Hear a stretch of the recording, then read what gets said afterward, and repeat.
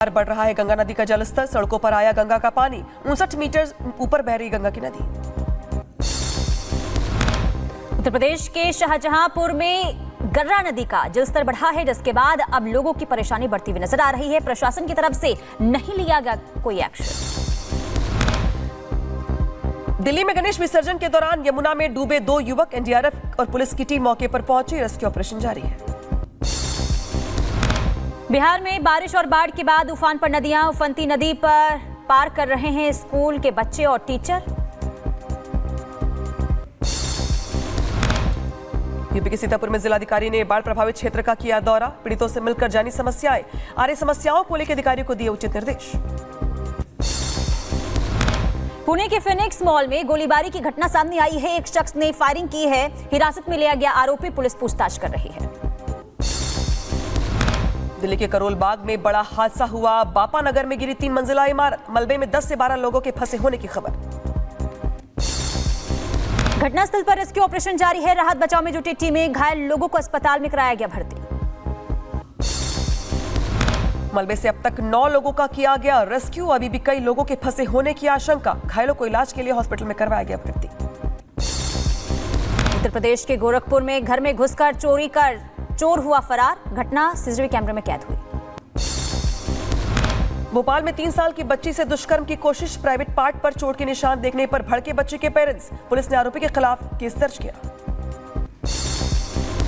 मासूम बच्ची के साथ दुराचार पर बोले कांग्रेस प्रदेश अध्यक्ष जीतू पटवारी और कहा कि प्रदेश में लगातार बढ़ रहे हैं दुष्कर्म के मामले, लेकिन सरकार सोई हुई है। प्रदेश की सरकार और गृह मंत्रालय सोया हुआ है, बद से बदतर स्थिति हो गई। कोलकाता में आरजीकर हत्याकांड को लेकर डॉक्टर्स का विरोध प्रदर्शन जारी, अपनी मांगों को लेकर कर रहे हैं विरोध, थ्रेट कल्चर को लेकर डॉक्टरों में गुस्सा है। बिहार के मोतिहारी में हथियार के दम पर शोरूम में लूटपाट, दुकानदार से 2 लाख रुपए लूटकर आरोपी फरार हुआ, पूरी घटना सीसीटीवी कैमरे में कैद हुई।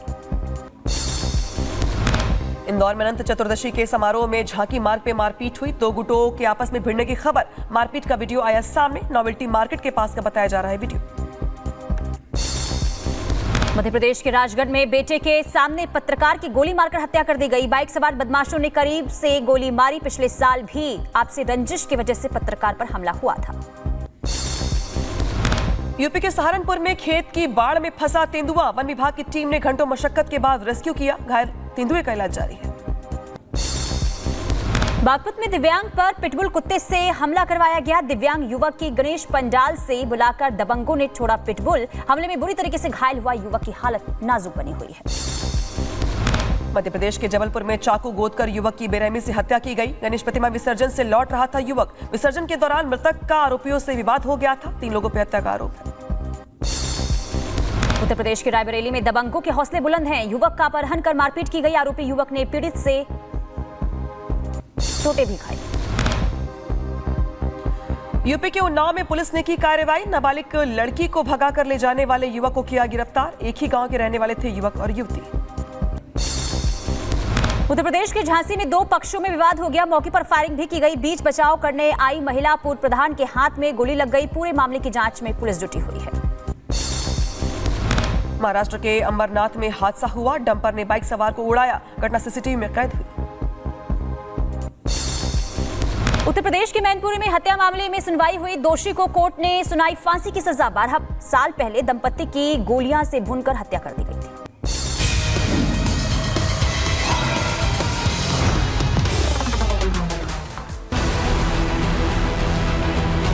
दिल्ली के करोलबाग इलाके में एक मकान अचानक गिर गया, अभी तक 9 लोगों को रेस्क्यू जो है वो किया गया है।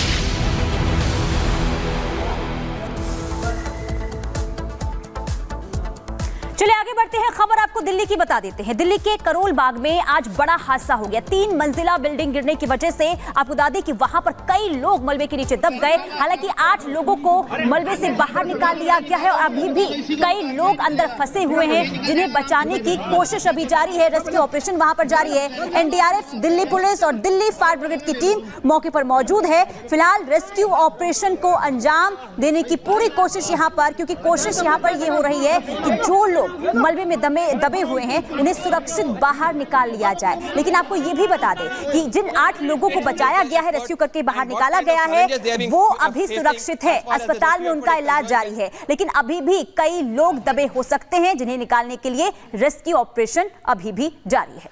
और सीधे रुक करते हैं सहयोगी जतिन का। जतिन, अभी कितने लोग निकाले जा चुके हैं? रेस्क्यू ऑपरेशन को लेकर क्या अपडेट है और कितना बड़ा ये हादसा, क्योंकि कुछ लोगों को तो निकाल लिया गया है, हॉस्पिटल में भर्ती करवा दिया गया है, लेकिन अभी भी कुछ लोगों के फंसे होने की गुंजाइश है, क्या अपडेट है? जी बिल्कुल, देखिए अभी तक 12 लोगों को रेस्क्यू करके बाहर निकाला गया है और 1 से 2 लोगों के अंदर फंसे होने की आशंका अभी भी जताई जा रही है। आप देखेंगे कि एम्बुलेंस, स्ट्रेचर सब यहाँ पर स्टैंड बाय पे रखा गया है। जैसे ही मलबे में से रेस्क्यू करके लोगों को बाहर निकाला जा रहा है तो इस स्ट्रेचर के जरिए एम्बुलेंस तक पहुंचाया जा रहा है और उसके बाद 2 अलग अलग अस्पताल, जिसमें से एक RML हॉस्पिटल बताया जा रहा है, दूसरा करोल बाग का ही जो जीवन माला अस्पताल है, वहां पर उन सभी को भर्ती किया जा रहा है। ये जो गली आप सामने देख रहे हैं जहां पर पुलिसकर्मी आपको खड़े हुए नजर आ जाएंगे, यहीं पर ही इस गली के अंदर वो इमारत थी जो कि 3 मंजिला है। हालांकि अब लोगों को दूर किया गया है क्योंकि आसपास की जो इमारतें हैं उनको भी एडमिनिस्ट्रेशन अब चेक कर रहा है। जिन 12 लोगों को रेस्क्यू किया गया है उसमें से 5 लोग आसपास की जो इमारतों में जब मलबा गिरा उनको नुकसान पहुंचा तो वहां से रेस्क्यू किया गया, बाकी उसी इमारत के बताए जा रहे हैं। यह भी जानकारी मिल रही है कि ग्राउंड फ्लोर पर एक फैक्ट्री चल रही थी, उसके अंदर कुछ मजदूर थे जिनके फंसे होने की आशंका है और सबसे ज्यादा मुश्किलें उन्हीं चीजों को देखने पर मिल रही है कि उन मजदूरों को कैसे निकाला जाए। मेरे विजय अगर थोड़ा आगे आएंगे, आपको गली अगर हम दिखा पाए तो आप देखेंगे कि ये जो गली यहां पर है, इन गलियों में किसी भी तरीके की मशीनों को अंदर नहीं जाने दिया जा रहा है क्योंकि इतना स्पेस ही नहीं बचा है। तो मैन्युअली जो रेस्क्यू ऑपरेशन है वो यहां पर कंडक्ट कराया जा रहा है, जिसमें NDRF के जो कर्मी है वो मौजूद है, दिल्ली फायर सर्विस के कर्मी मौजूद है और दिल्ली पुलिस के कर्मी मौजूद है। और आप यहां पर देखेंगे कि जिस तरीके के मकान बने हुए हैं वो एक दूसरे से बेहद सटे हुए हैं और बिजली की तारें आपको नजर आ जाएंगी। सिर्फ 3 मंजिला नहीं, कई कई जगहों पर 5 मंजिला मकान जो है वो भी इस तरीके से बने हुए हैं। लोग किस तरीके से रह रहे हैं, नीचे ग्राउंड फ्लोर पर फैक्ट्री चल रही है और ऊपर जो रेजिडेंशियल इलाका है वो यहाँ पर सक्रिय गलियों के बीच यहाँ पर जो रेस्क्यू ऑपरेशन है वो तेज कर दिया गया है। शुक्रिया जतिन तमाम जानकारी के लिए। खबर दरअसल दिल्ली के करोल बाग से है, जहां पे करोल बाग में एक जो 3 मंजिला इमारत थी वो भरभरा करके गिर पड़ी, जिसके बाद वहां पे रेस्क्यू ऑपरेशन तेज कर दिया गया। हालांकि कुछ लोगों को अंदर से बाहर निकाल लिया गया, लेकिन अभी भी कुछ लोगों के फंसे होने की आशंका है। इसके साथ साथ ये भी दरअसल कहा जा रहा है कि बारिश के चलते जो मकान था वो जर्जर हो गया था, कमजोर हो गया था, लिहाजा ये बड़ा हादसा हो गया। रिपोर्ट दिखाते हैं आपको पूरी।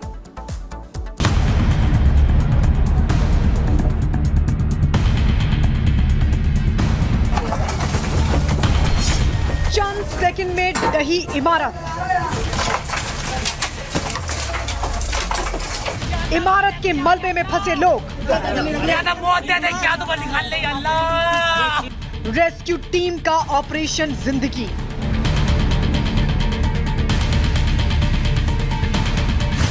ये तस्वीरें राजधानी दिल्ली के करोल बाग की हैं, जहां बापा नगर इलाके में 3 मंजिला इमारत अचानक ढह गई। इस घटना से पूरे इलाके में हड़कंप मच गया क्योंकि इमारत के ढहने से कई लोग मलबे में दब गए।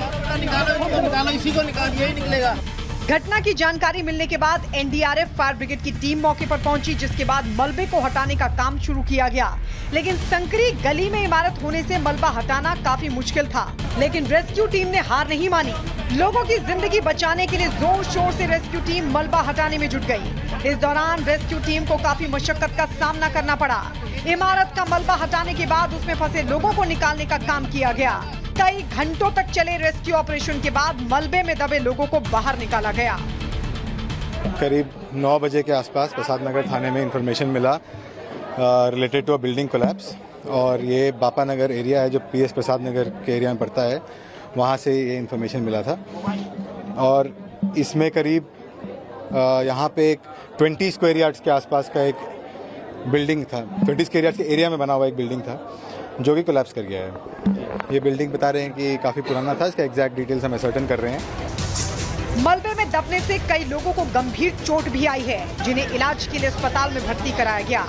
बताया गया कि पुरानी इमारत करीब 25 वर्ग गज में फैली थी, जो करीब 9 बजे अचानक से ढह गई, जिसकी वजह से 10 से ज्यादा लोग मलबे के नीचे दब गए।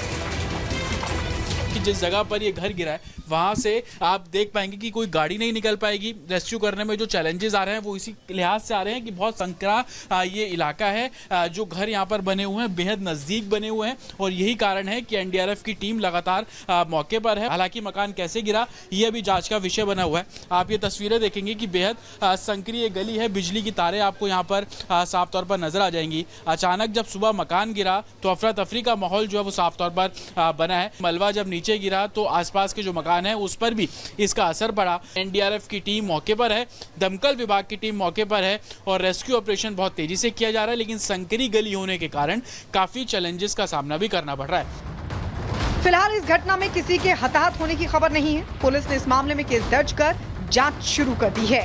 Bureau report, Republic Bharat.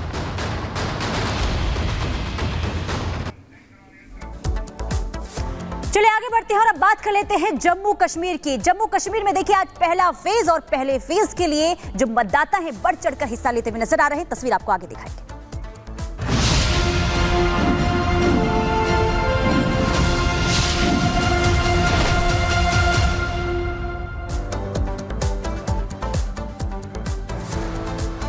तो जम्मू कश्मीर में सुबह 7 बजे से वोटिंग की प्रक्रिया शुरू हो चुकी है और लगातार देखिए मतदाता जो है बढ़ चढ़कर हिस्सा लेते हुए इस लोकतंत्र के महापर्व में नजर आ रहे हैं। और अगर 1 बजे की बात करें यानी कि 1 बजे तक जो वोट प्रतिशत निकल